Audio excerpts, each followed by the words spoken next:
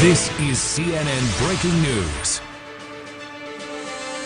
Good evening, I'm Erin Burnett. Welcome to our viewers in the United States and around the world tonight. Out front, breaking news, an airport attack. We are learning tonight that the suspect in the deadly shooting at the Fort Lauderdale airport had been known to the FBI.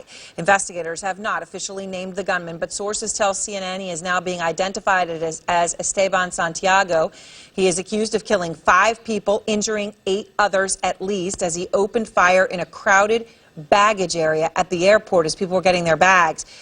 The gunfire, of course, sparking panic, hundreds spilling out onto the tarmac, fearing for their lives. Law enforcement officials telling CNN that Santiago showed up several months ago at an FBI office in Anchorage, Alaska.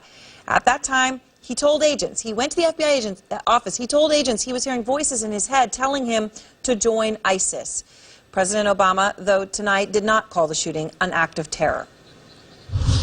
I don't want to comment on it other than just to say how heartbroken we are for the families who've been affected. These kinds of tragedies have happened too often during the 8 years that I've been president. Now, the FBI at this hour is interviewing the aunt of the alleged attacker at her home in New Jersey. We begin our coverage tonight of this breaking story with Boris Sanchez. He is at the Fort Lauderdale airport. And Boris, Santiago is now in police custody. This did not end in a shootout. He is alive. What more can you tell us about what led to this attack? Well, Aaron, we're hearing reports from some passengers that were on board his flight that there was some kind of altercation, that there may have been an altercation with him on board. Right now here at Fort Lauderdale Hollywood International Airport, we're starting to see the lift of a lockdown. A couple of civilians' cars have been allowed to pass through. Before that, it was only law enforcement. And if you look over my left, there's a large group of law enforcement officers over there slowly escorting passengers out of the terminal where all of this happened. We asked one of them if he would speak with us. He told us he just wanted to go home. Understandably, he didn't want to talk to us in light of a day that he will not likely soon forget.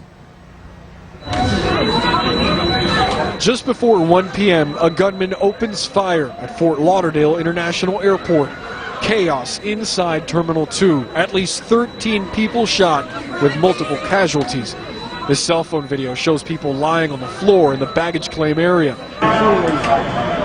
The panic inside the terminal then spills outside as hundreds run from the gunshots, flooding onto the tarmac and out onto the runways.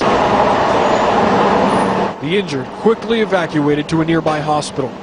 Everybody started running out of Terminal 1, out of the rental car place. Some lady was yelling for help down in the garage, so I just ran.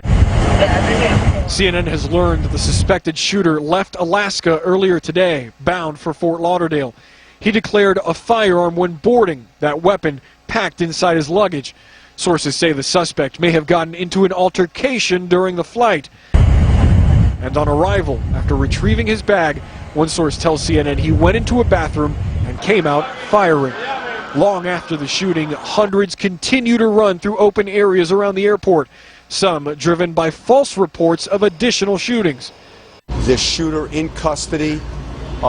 He's unharmed. No law enforcement fired any shots. The subject is being interviewed by a team of FBI agents and Broward Sheriff's Office homicide detectives. At this point, it looks like he acted alone. Multiple sources identify the alleged shooter as Esteban Santiago. He's said to have been a member of the Alaska National Guard, leaving the Guard last July. And we're learning more about his military record. It turns out he served in the National Guard in Puerto Rico, Missouri, and Alaska as well. We're also learning, Aaron, that he served overseas in Iraq for a little over a year. All right, thank you very much. Appreciate it, Boris. I want to go now straight to